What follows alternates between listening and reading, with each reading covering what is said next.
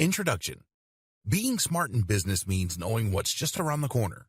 It means thinking ahead and preparing for inevitable changes that will impact the way business is conducted. This is what allows a business to be resilient and to thrive in a changing environment. Digital marketing is no different. In fact, in his book, The Personal MBA, author Josh Kaufman discusses the value of counterfactual simulation. This means imagining future possibilities and then preparing for them. Let's say that you have a big business that is doing well in a specific niche. Maybe you have a company that sells a whey protein shake. The mistake that some big businesses make is to assume that they're too big to fail and to coast along as they are. But what would happen if another company came along and released a better protein shake for a fraction of the price? What if a new source of protein were to be discovered? What if a study revealed that whey protein was bad for us?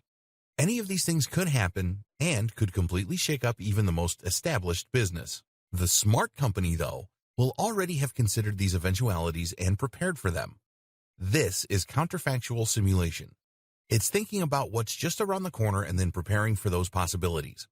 As digital marketers, that means thinking about things that could impact on the face of marketing.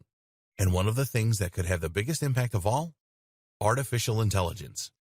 AI and machine learning have the potential to completely change the face of internet marketing, rendering many older strategies obsolete even.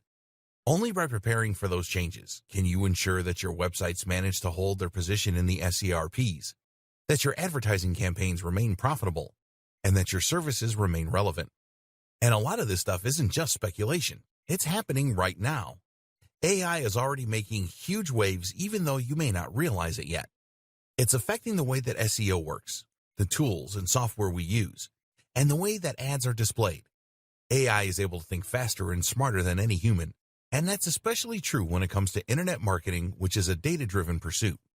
An AI marketer can create endless amounts of content in a second, doing the work of hundreds of humans. All of that content will be perfectly catered toward the target demographic. AI will run Google. It will manage entire business models. It will run AdWords, and it will run new tools we haven't even dreamed up yet. The digital marketing singularity is just around the corner. This training will help you to prepare and explain several concepts: AI versus machine learning, how to conduct SEO now that Google is an AI-first company, chatbots, programmatic advertising, big data, RankBrain, digital assistants, data science, SQL, latent semantic indexing, and the future of internet marketing. In this training, you will gain a crystal ball with which to gaze into the future of internet marketing and to ensure that you are ready for all those changes when they come. By the end, you'll be better prepared and in a better position than 99.9% of other marketers. What is AI and machine learning? Before we go further, we should first take a look at precisely what AI and machine learning actually are. These are two related but also distinct terms which often get confused. Both will impact on marketing, but in different and unique ways. AI then is artificial intelligence. That means software and hardware designed to act and appear intelligent. Such software is capable of making meaningful choices and conducting activities that we would normally consider the domain of humans. AI comes in two broad flavors. One is weak AI, which is also known as narrow AI. Weak AI is essentially a form of AI that is designed to perform a specific job. An example of this is the self-driving car. This form of AI is capable of knowing the positions of countless cars on the road and being able to respond by steering, accelerating, braking, etc. If you were to watch a self-driving car from the outside, you might think a human were driving. In that way, it does a job that would normally be considered a human role. But at the same time, you can't speak with a self-driving car and you can't ask it how it's feeling. A self-driving car would certainly not pass the Turing test. Note, the Turing test is a test designed to measure the effectiveness of an AI. If you talk to an AI on a chat app and you don't know that it isn't human, then it is considered to have passed the Turing test. Another example of weak AI is used when creating bad guys in computer games. These use programming in order to behave in a human-like manner and to provide a challenge for the player. However, the code is only useful in the context of the video game, and so it's not about to turn into Skynet anytime soon. Weak AI might not sound as exciting, but it is being used for a huge range of extremely exciting things, from helping to treat disease to improving the economy. Conversely, the type of AI that we often see in science fiction is what we know as general AI. This is AI that doesn't just have one purpose, but that is designed to do everything that a human might be able to do. So you could play a word game with this AI, ask it how it's feeling, or get it to look up something useful. An example of a general AI is DeepMind, owned by Google. DeepMind is a company that has developed a neural network that employs general learning algorithms to learn a huge range of different skills. Many AIs, such as IBM's Watson, are actually pre-programmed. That means that they work using a kind of flowchart and will answer questions with the same answer every time. On the other hand, DeepMind is apparently able to think and respond via a convolutional neural network. Certain behaviors are reinforced and encouraged, and these will begin to become more prominent. This isn't a perfect simulation of how a human brain works. Cognitive behavioral psychology teaches us the importance of having internal dialogues and models for thinking. However, it is the closest thing we currently have to a true general intelligence. Machine learning. Machine learning, on the other hand, works differently. Machine learning utilizes huge data sets in order to gain surprising and almost frightening capabilities at times. Machine learning essentially allows a piece of software to be trained. An obvious example of this would be computer vision. Computer vision describes the ability that some machines have to understand visual information. An example is Google Lens, which can tell you what you're pointing your phone's camera at, whether that's a type of flower or a product you can buy in stores. Computer vision is necessary for self-driving cars to successfully navigate their environments and is used by apps like Snapchat, which use filters to change people's faces. How do these work? By looking at thousands and thousands of pictures of every type of object. While the machine learning algorithm will never understand what it is looking at, it can look for patterns in the data, which will then be used to identify those objects in the future. For example, it might notice that faces are typically oval in shape, with a dark patch of hair on top. It then knows that if it sees an oval shape with a dark patch at the top, it's possibly looking at a face. Machine learning has huge potential in just about every field. In the future, it can be used to diagnose diseases more accurately than a human doctor, to advise on financial decisions, to identify fraudulent bank transfers, and much more. All of this has huge potential implications for internet marketing, and that's what we'll be exploring in the following videos. How to future-proof your marketing. Over the course of this training, we've examined a large number of different types of AI and machine learning in the context of digital marketing. The objective of all this has been to help you better prepare for the future. You know that you should start collecting as much data as possible right now, that you need to add schema markups to your site, that you should be using LSI, that you could benefit from a chatbot. You even know a little bit about SQL, just in case you ever decide to get involved behind the scenes. But in all likelihood, all of this is going to change a lot more before it enters the scene, and we can't really anticipate just how its impact will be felt. There are huge waves making their way through internet marketing, and the power of AI can't really be understated. Imagine, for instance, what will happen once AI that can write high-quality content becomes commonplace and commercially available. This technology already exists. AI that can write nearly as well as a human. But when it is allowed to cut loose on the web, it could potentially flood the internet with new enough content to double or triple its size in a matter of days. How will we know what's written by a human and what's not? What about when AI can create realistic-looking images? We've already seen the power of deep fakes. How will we know what's real and what's not? We can't really prepare for these scenarios because we don't know how they will play out. So for now, it is best to focus on what we do know. And in particular, as a marketer, that means focusing on Google's move to natural language processing and more human-like interactions. It also means that Google is going to keep getting smarter. Google used to look for keyword matches, but now it actually understands the meaning of a website and can use many more metrics in order to understand whether it is high or low quality and whether it is delivering on what it claims to do.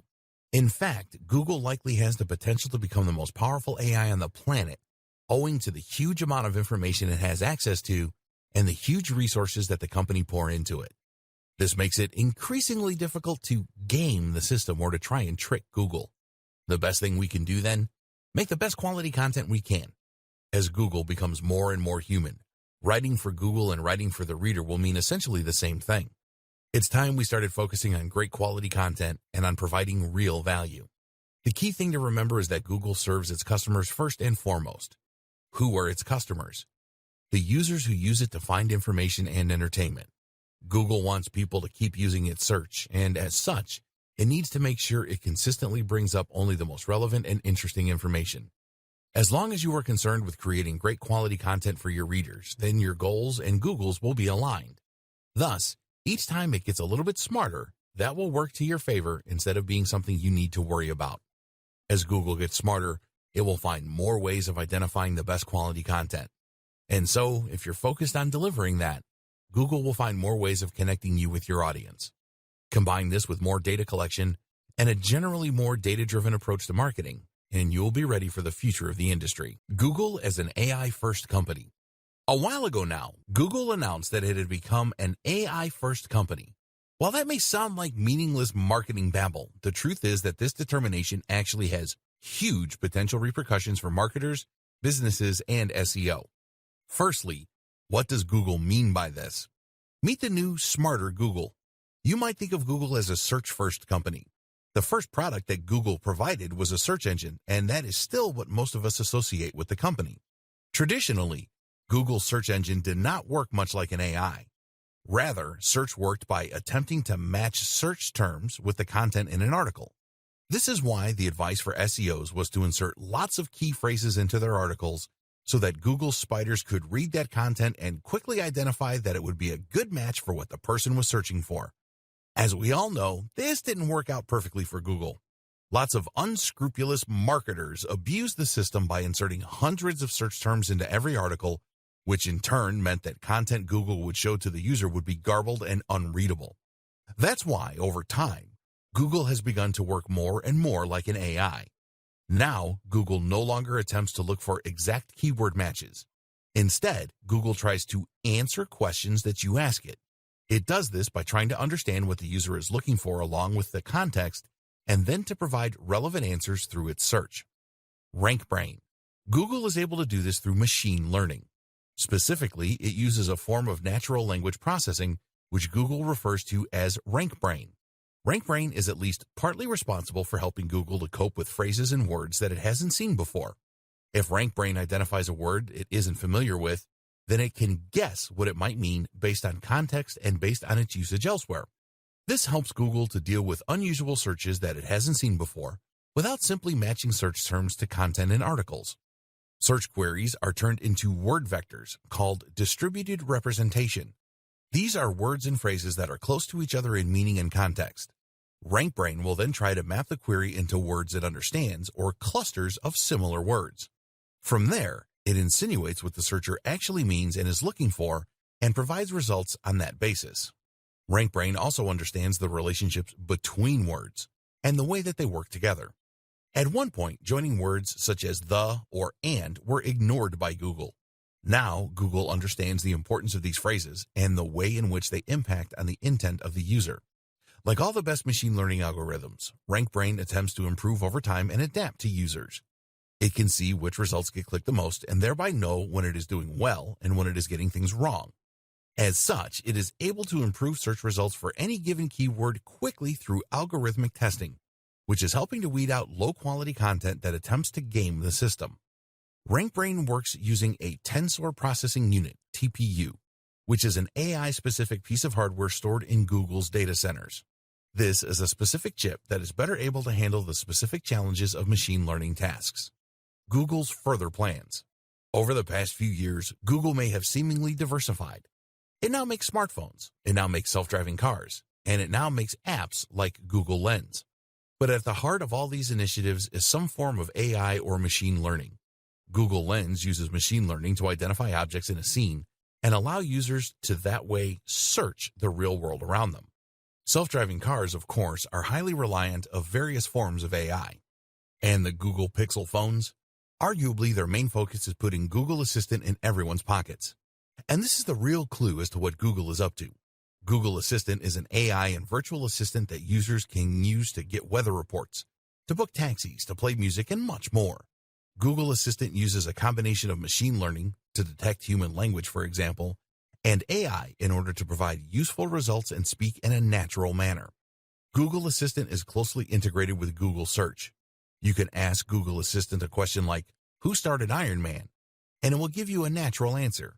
It does this by first using machine learning to turn your speech into a string, then by using Google search in order to look up useful answers, which involves machine learning in the form of RankBrain, then by using narrow AI to extract the most useful answers from the best web pages, and then by using another form of narrow AI to provide the response in a natural-sounding manner, which is designed to appear like general AI. Much of this is carried out not on the device that you're speaking to, but on Google's TPU located in the cloud. What does all this mean for marketers? So what does all this mean for marketers? Simple. It means that Google wants to be able to understand your content and extract the most useful information. It no longer wants you to use rigid keywords, and it wants you to prepare for a more voice-driven form of search. Google is betting big on AI and machine learning. It believes that in the future, AI assistants will be huge, and it wants Google Assistant to be number one. It envisages a future where we spend less time staring at our devices and instead get the information we need by asking our phones or our Google Homes. We'll speak naturally to these devices, and they'll provide us with handy answers. Preparing for semantic search. Whether Google Assistant eventually becomes the ubiquitous tool that Google wants it to be or not, the fact remains that Google wants search to become increasingly more natural and human. It already has in many ways. That means that marketers and website owners need to make some changes to the way they do things.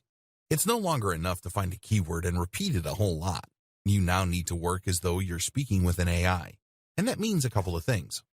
LSI, Latent Semantic Indexing. Latent semantic indexing is one of the most important things to consider if you're interested in improving your SEO and getting to the top of Google. It's even more critical if you hope to be ready for Google's AI-driven future. Not only is it a powerful concept in itself, but it is also an important microcosm of the broader changes that we are seeing to SEO today. Search engine optimization is a big and very important part of digital marketing, and if you want to drive the maximum number of people to your website or blog, then it's absolutely essential that you have the search engines on board. In the past, SEO has largely relied on creating tons of content around a certain topic and repeatedly using a set number of keywords or key phrases in that content in order to help Google identify the subject and help the right visitors to find your pages. Unfortunately, a few people began to take advantage of this system and began keyword stuffing by using the same keywords over and over again to the point of distraction. Google had to get smarter, and so it did. Today, using the same keyword too much will get you into trouble. So what does Google do instead? It looks at context and the broader subject of the article. In other words, it looks for synonyms and related terms, and this also gives it the ability to better understand what your page is about. For instance, if you had written an article about decision trees, then in the past, Google could theoretically have gotten confused and brought your site up as a result when someone searched for trees. It may have thought you were talking about decisions about trees. Now, though, it can look for related terms like flowchart and thus help to more accurately match article to reader. LSI actually comes from mathematics and uses a technique called singular value decomposition. This means that it will scan unstructured data and look for the relationships between the words and concepts within. How to handle LSI? So, how do you make sure your site is LSI optimized? Short answer, you don't. While it is obviously tempting for SEO companies to now start offering their LSI optimized services, the truth is that you should have been doing this all along and without thinking about it. That's what the best web marketers like Andre Ellison have always recommended, and it's what Matt Cutts advises as well. In short, writing naturally should mean that you are including synonyms and related topics. Otherwise, your writing is going to sound pretty repetitive. The moral is what it's always been: stop double guessing and just write for the reader. This is something we'll come back to again and again with regards to preparing for a smarter Google. But there are also some other tips you can keep in mind if you want to ensure that Google knows what you're talking about. First, make sure that you use more than one search phrase. It's a good idea for a whole host of reasons to use a combination of different search terms rather than targeting just a single one. Seeing as Google will often show results that don't use the exact key phrase the person searched for, it makes sense to try and include a few popular iterations of the same term. Likewise, you should make sure to use good and varied vocabulary around the topic. This helps to better demonstrate the context and the subject matter of your article. Rather than filling an article with random synonyms, think instead about words that would often occur alongside the topic you're working with, such as our earlier example of flowcharts. This is called co-occurrence, and it's the kind of thing that machine learning algorithms love. Structured data. The other big concept that SEOs need to consider in order to be ready for the AI Google of the future is schema markups, also known as structured data, also known as rich data. Remember, Google's aim is to enable Assistant to answer natural language questions with useful responses, which will draw on information found on the web. Google doesn't just want to pull up a list of useful search results. It wants to be able to answer questions. So if someone asks how to make bolognese, it will simply read out the ingredients. In order to do this, Google needs to be able to find that most relevant information in a passage of text and then pull out the specific answer. This takes the concept of RankBrain to the next level, allowing it to understand not just what an article is about, but how each paragraph in that article functions. The problem is that Google's AI can't quite do this yet, at least not well enough to be able to usefully provide answers for people without occasionally including complete nonsense. That's where schema markups come in. The idea of a schema markup is to essentially annotate your articles and blog posts by telling Google what each bit is and what it does. Essentially, you're saying this is a list of ingredients, or this is a user rating. This also helps Google to provide what are known as rich snippets. Rich snippets are search results on the SERP's search engine result pages that include more than just a meta description. You might see a search result listed, for instance, that also includes bullet point steps, or that includes ingredients for the meal. This way, the user can see the information they're looking for without even needing to leave that website. How to use markups. Markups look a lot like HTML. Here's an example of what this might look like. That is basically telling Google that you are talking about a local business, the Candle Factory. You can also use schema to highlight product names, authors, aggregate ratings, software applications, restaurants, movies, and much more. To use this information, you can either look up the HTML code and implement it yourself, or you can use Google's handy markup helper, https://www.google.com/markup-helper/u/0. Here you will simply share the URL of the page you want to mark up, and it will then provide you with the opportunity to create the necessary tags. There are also plugins you can use to the same end through WordPress. The good and the bad of schema markups. The savvy among you may have noticed some worrying issues with schema markups. Specifically, they encourage people not to visit your website. Let's say you have a recipes website and you included an article on cooking bolognese. You probably did this hoping that people would search for it on Google, find your website, and then visit your page in order to read about it. In doing so, they might also click on a few ads, they might buy an affiliate product, or they might just remember your brand so they come back again in the future. But if Google simply takes your key information and shares it, then there is no real incentive for them to actually visit your web page. As such, there's no chance that they will click on your ads or buy your products. They'll not even know that the information came from your website. Essentially, Google is this way using our intellectual property without any remuneration, which has upset a lot of webmasters, businesses, and marketers. So should you avoid using these features altogether? Unfortunately, that is not really an option. Remember, Google also uses markups in order to provide rich snippets. These are the more media-rich search listings, which include things like star ratings, images, bullet points, and more. These really help a web page to stand out in the SRPs and thereby ensure that more people click on that listing. And while you might not get any benefit from having Google read your ingredients out, if you don't include markup language, then it will just get that same information from one of your competitors. Google wants to use schema markups, and that means that it will likely reward those sites that do with a little SEO boost. For all those reasons, it's essential that you keep using this strategy, even though you might be giving Google free information in doing so. In the future, if more and more people talk to their Google Assistant rather than browsing the web for information, then there's a good chance Google might need to rethink its policy, lest it face a rather big backlash from content creators. Big data. You might hear the term big data thrown around a lot and not fully understand what is meant by it. In this video, you will be enlightened and learn how big data can help you and your business both now and in the future. Essentially, big data is nothing more than large data sets. These large data sets are increasingly common online, seeing as everything online is easy to measure and document. If you think about a company like Google, it has immense data sets that it works from, describing the search history of billions of users. But even a standard website that gets 1,000 visitors a day will work with huge amounts of information. A website will naturally record each of those visits and will also store data about each one, such as the country of origin and the length of time spent on the site. In a few weeks, this data will likely crash a lot of spreadsheet software. The reason that big data is featured in so many discussions is that it is very difficult to handle. Making sense of such huge amounts of information requires a lot of smart math, while simply storing and handling that kind of data requires a lot of storage and computational power. But the potential value of big data is also absolutely huge. Big data provides patterns and insights that you simply can't get by observing a few users. This is essentially how machine learning works, by looking for patterns in massive data sets. The difference is that this is being leveraged in a slightly different way. Predictive modeling. Predictive modeling is a process that involves data mining and probability to forecast potential future outcomes. A model is created using a number of predictors. Predictors are variables that are thought to influence future results. Once data is collected for these predictors, a statistical model can be created. That might use a simple linear equation, or it might use complex neural networks.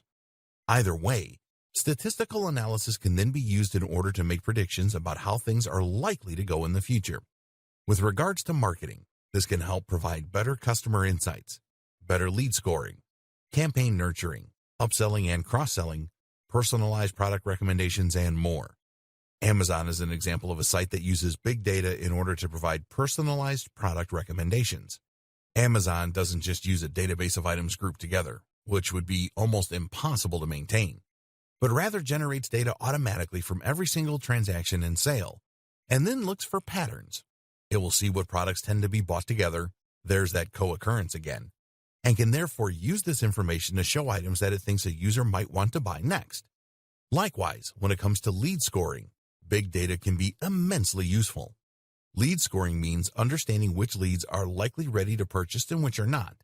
This is immensely useful information for companies that might want to send sales letters to the cross-section of their mailing list that they think will actually buy from them, rather than being put off by the amount of sales material they're receiving. Amnesty International uses segmentation and predictive modeling techniques in order to better identify the right groups to market toward. By collecting data and then looking at what that data reveals about the kinds of people who donate, Amnesty International knows who it should be targeting with its ads, how much they are likely to spend, and how they're likely to do it. Any charity can benefit from this kind of data analysis, as can any business. Collecting big data. If you want to start collecting data for your business, there are a wide number of plugins and tools you can use to do so. You should find that a lot of tools, such as Google Analytics, will allow you to export massive amounts of data in order to work on.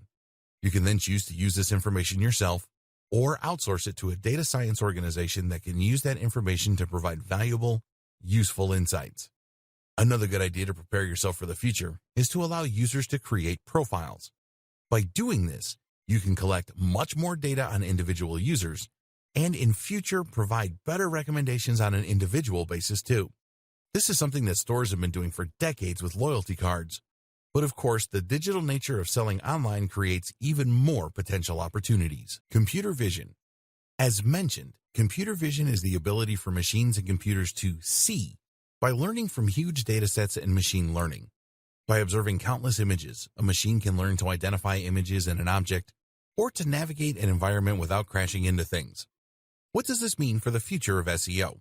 One big thing, and one thing that you should make sure that you are ready for, is that Google will likely start paying more attention to images on websites. Traditionally, we've been told to avoid using images for things like site names. Why? Because Google can't read an image, and therefore we won't get any SEO benefit from that. But Google does have software that can read text from an image. This is called OCR, Optical Character Recognition. And if you want to see just how good it is, try pointing Google Translate at a foreign language and see it appear in your native tongue in real time. If Google can do this, then it's only a matter of time before it starts reading the text in your images to see if they back up the niche and key phrase that you are targeting with your website. Likewise, seeing as facial recognition is already a big deal when it comes to security and Facebook, it is probably only a matter of time before Google starts using that too. For example, if you write a blog post about Sylvester Stallone, Google might someday look not only at your content, but also at the photos on your page in order to see if there are pictures of Stallone there.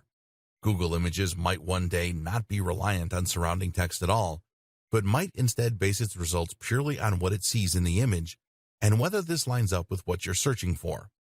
Issues like image quality are also likely to play a big role in the future. Google might opt not to recommend your web page if it thinks the imagery on there is poorly chosen and out of place. So what can you do to prepare? For now, the closest thing to communicating with Google via images is the use of markup language and/or file names and alt tags.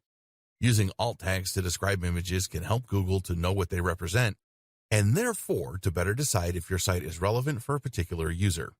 Meanwhile, make sure that all the imagery you are using is relevant and high quality. Advertising. At its core, machine learning is about evolving. It's about getting more and more data to the point that it can make more accurate assertions.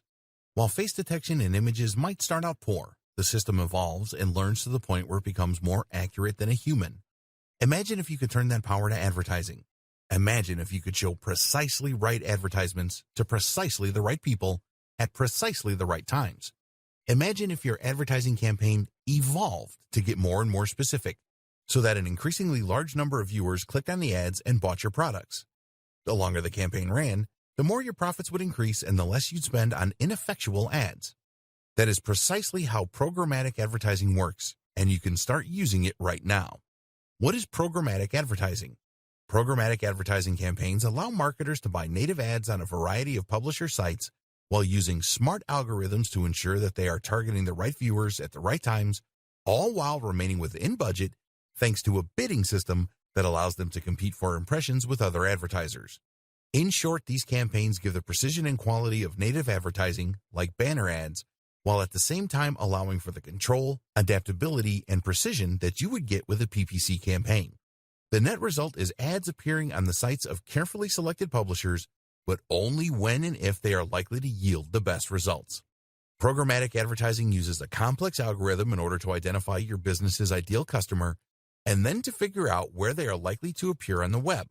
It will then show the ads in those places and then utilize a learning algorithm. Instead of going from one publisher to another discussing rates,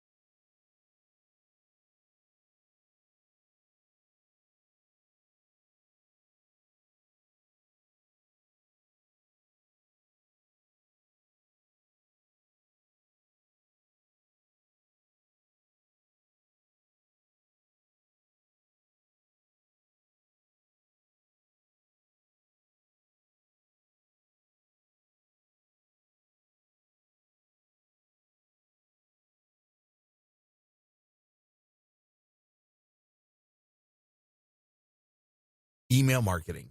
The key to success on the web is not just to gain traffic, but also to control that traffic. What does that mean?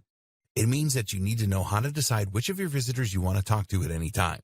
It means that you need to understand your visitors and to know what they are thinking, what their moods are, and what they're interested in at any given time. And it means you need to know how and when to strike when it comes to selling products or encouraging people to sign up to your mailing list. This is a theme we've seen come up time and again with machine learning and AI, and email marketing is no different. You can do all this by building a mailing list and then segmenting that list. First, let's go over the basics of email marketing again for those that aren't familiar. Email marketing is, of course, the process of marketing via email. In other words, this means you're going to be building a big list, a collection of emails, and you'll do this by asking visitors to your site to share their contact details when they land on your homepage. This, in turn, requires an autoresponder. An autoresponder is a tool that you use to create email forms and then to manage all of the contacts on your list. You can use the form somewhere on your page to let people input their details, and you'll use the autoresponder to actually send all your emails. It should be immediately apparent what the value of this is. Sending all your emails manually using Gmail or another web client is not easy and would likely result in many not getting delivered. You'd have to send lots of different emails for longer lists, and you need to manually manage any requests to subscribe or unsubscribe. An autoresponder manages all of that for you, so you just need to write one email and then click send. The other benefit of an autoresponder is that it can collect data for you and use that information to do a range of different things. For example, an autoresponder can show you the percentage of subscribers who actually open your emails. If your email subject headings aren't successfully encouraging people to read, then you can identify this problem and work on a solution. Suddenly, we're using a data-driven approach and machine learning again. You can then see all the visitors who did read a given message in one place, or choose to see all the ones that didn't. You can see the open rate for different individual visitors, and you organize your list by different factors. That's another handy thing about using an autoresponder. It will allow you to grab more information using the form embedded on your page, and that information can then be used to group your visitors. Want to just message the men? Go for it. Want to just message the people over 30? You can do that too. Or how about having multiple different mailing lists for different brands, or even for different products? All of this can be accomplished using just a single autoresponder. And of course, this kind of control and automation opens up all sorts of possibilities when it comes to AI and machine learning for marketers. Lead warmth and email segmentation. The true power of all this information comes from being able to use that data in order to pick and choose who your messages go to. For instance, you can decide that you want to send an email only to people who fall into particular categories. What we're interested in to begin with is sending emails based on engagement, retention, and lead warmth. A lead is anyone who has shown some kind of interest in buying from you. That means that anyone who has signed up to your mailing list can be considered a lead because they have demonstrated an interest simply by doing this. But at the same time, a lead is also anyone who visits your site or who takes your card. This is a cold lead, whereas someone who actually gives you their contact details is a warm lead. Leads get warmer the more interest they show in what you do and what you're selling. And the warmer a lead is, the more likely they are to buy from you. In fact, this is the true and most useful purpose of having a mailing list to begin with. It allows you to take your ice-cold leads and turn them into warm leads and then paying customers. I always liken this to asking for someone's phone number.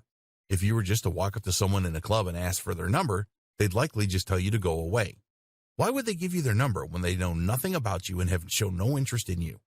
First, you need to chat to them and let them get to know you. If they look at you and smile, they're a cold lead. If they respond to your witty banter and tell you their name, they're a warm lead.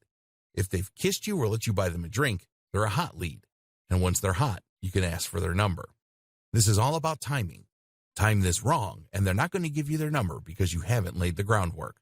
The exact same thing is true with internet marketing. If someone visits your site and you tell them right away to buy your product, they won't. Why would they? You haven't given them any reason to trust you. You haven't told them anything about you. They don't know much about the product. Ask them to hand over their email after a few blog posts, though, and you can gently start to increase engagement. This is then when you wow them with all your information and all your knowledge. You entertain them a little, and you let them get to know you. If they don't open your emails, that's the equivalent of giving you the cold shoulder. That's like the girl or guy in the club that isn't laughing at your jokes and keeps looking away. If you try and sell to them now, you become spam, and you get deleted. And they never return to your website. But if they open your emails, you know you're in with a shot. That means you can then send them some more information about your products and get them excited for your product launch. If during that they still keep opening your emails, then you know you've got an even better chance of success. If you now try and sell to them, there's a much better chance they'll buy from you. Using email segmentation, you can do exactly that. You can see which of your visitors are actually opening your emails, are actually clicking your links, and are scrolling down to the bottom. In fact, using cookies, it is even possible to see which of those visitors has been to your website and looked at your products. You can see who has hovered on your products and been tempted to click buy. Email segmentation combined with machine learning. If you have been paying close attention, then you might already have figured out where this is going. Remember when we discussed big data? We said that you could use predictive analytics in order to better rate leads. This is where things could get really interesting for the autoresponders of the future. Imagine if your autoresponder not only segmented your audience and looked at the open rates and engagement, but if it could look for trends across huge data sets. In other words, what if your autoresponder recorded every single person who bought from you and assessed what actions they usually took first? This would allow that machine learning algorithm to better spot when a user is behaving like someone ready to buy and to send them a message tailored to encourage that purchase. This could be combined with smart recommendations in order to improve their likelihood of buying even more. This is already being used by some big brands, so it's only a matter of time until more of us get access to this same amount of precision. Tips marketers can follow now. For any of that to work, you also need to make sure that people are signing up to your mailing list in the first place. Again, this will help us to prepare for the AI-powered future. There are a few ways you can encourage this. Firstly, make sure that you show your mailing list wherever you can. At the very least, that should mean that your mailing list is shown at the bottom of your post. At the same time, though, you can also place this in the sidebars so that your list is visible on every page of your site. Another tip is to make sure that you draw attention to it. A mistake a lot of people make is to create their mailing list and then just hope that people see it. Far more effective is to occasionally tell people about it and to explain in your post why it's a good opportunity and why people should be excited to sign up. Here's the thing, though, you should always be honest. The aim of a mailing list is not to grow it as much as you possibly can. Instead, the aim is to grow it as much as you can with only highly targeted visitors. If your visitors have no interest in what you're offering through your list, then you will just frustrate them and effectively be spamming. Chatbots. Chatbots are an increasingly popular tool for marketers, business owners, and webmasters. So what is a chatbot? Essentially, a chatbot is a minuscule AI that will normally live on a website and will then be able to answer questions and engage in basic conversation. Very often, chatbots are used in customer service. This way, a website can answer commonly asked questions and significantly lighten the load on its customer service team. The company can provide the support it wants to for its buyers without spending a huge amount on extra members of staff and call centers. But a chatbot can be much more than just customer support. Chatbots are just as effective in marketing and can be extremely effective at increasing sales and profits.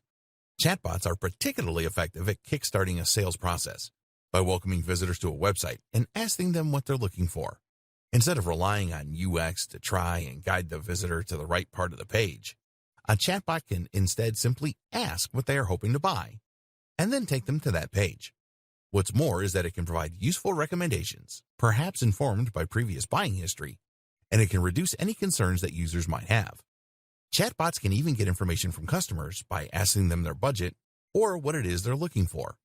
Even if they don't buy, you now understand their intent, and you can use this information to hone your marketing strategy further. Some pundits argue that in the next few years, 85% of business might be done through chatbots. So how can you get started? 80% of businesses say they want chatbots in place by 2020. Facebook chatbots. One option is to invest in a Facebook chatbot. There are plenty of sites and services online that will sell these for you. Facebook Messenger is a new frontier for a lot of small businesses. While it has crept under the radar for many marketers, the numbers speak for themselves. Facebook Messenger is currently used by over 1.2 billion people. That's 11% of the entire human population. And what makes Messenger even more powerful is that it can be embedded into your website. Over 20 million pages use messaging, and that number is growing. This provides a very simple and easy way to communicate with your visitors, to answer their queries, and to help convert traffic into sales. But you can't be available 24/7 to cater to all your visitors' needs, and this is where a chatbot comes in. This is a basic AI that can tend to your customers and help to provide a more personal experience while answering basic questions. This is a hugely powerful tool for businesses as it means you'll no longer lose visitors that struggle to find their way around the website or to get the information they need.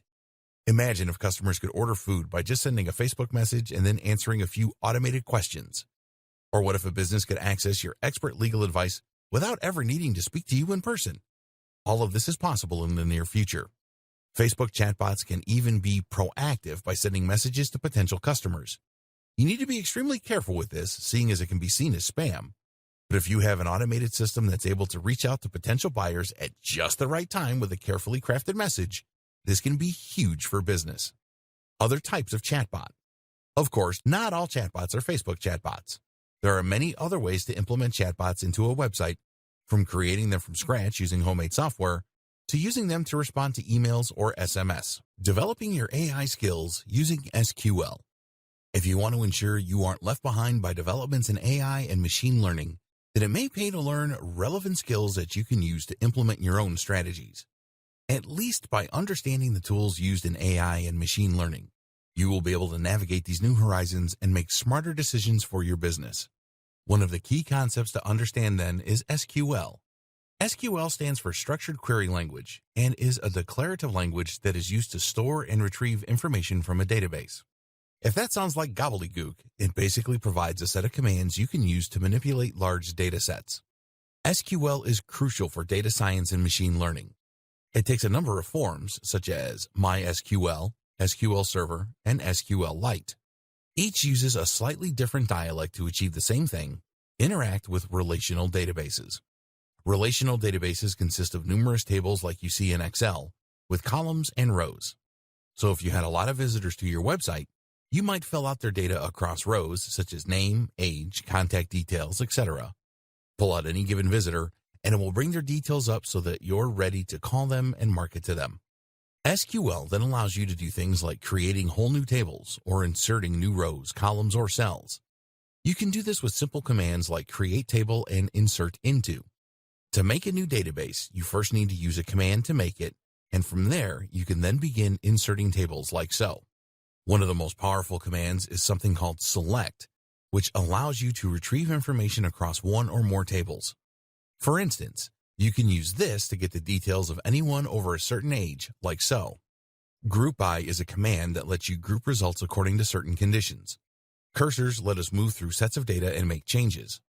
While this all might seem quite simple, combined with huge amounts of data, these simple commands can yield fascinating results and be extremely useful in informing future decisions. This is essential how machine learning works. And if you ever want to work as a data scientist to employ big data solutions or machine learning applications, this is what you will need to know.